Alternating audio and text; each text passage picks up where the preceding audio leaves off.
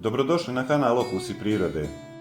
U današnjem videu ću vam u kratkim crtama objasniti kako ćete na najlakši način ožiliti reznice vinove loze.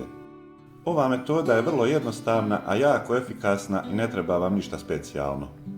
Za ukorjenjivanje reznica možete koristiti ili zemlju ili pijesak ili mješavinu zemlje i pijeska, a možete koristiti i supstrat, sasvim je svejedno.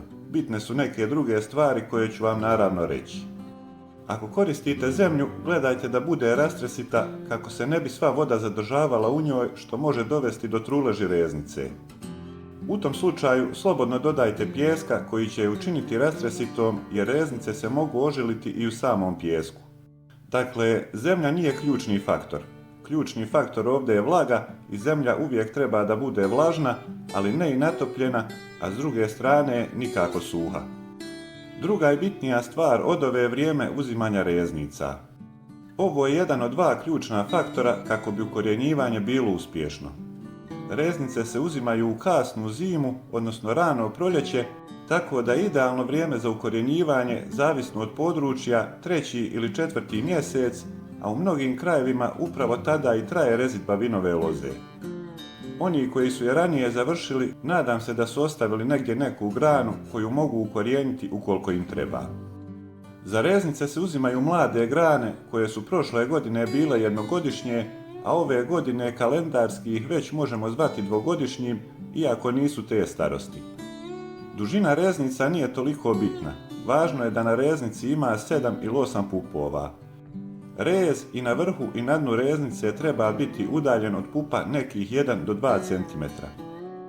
Kada uzimate reznice, gledajte da budu u što boljem kondicijskom stanju, da nema oštećenja na njima. Ova moja možda i nije idealna, uzeta je više za primjer. Reznicu je dovoljno zabiti u zemlju, ali pritom voditi računa da 4 pupa budu u zemlji, a 2 ili 3 iznad zemlje.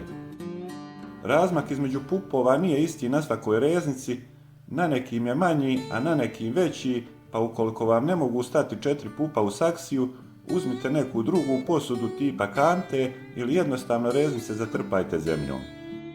Reznice ostavite na osjenjeno mjesto, a ne na direktno sunce.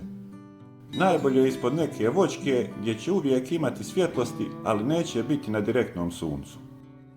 Na ovaj način ukorijenjene reznice nije potrebno stavljati nikakve folije ili boce. Uvijek možete uzeti više reznica nego što vam je potrebno u slučaju da se desi da ipak neka ne pođe. Za ovaj video toliko. Ako vam se svidio, možete ga lajkovati, pretplatiti se na kanal, a do idućeg videa lijep pozdrav!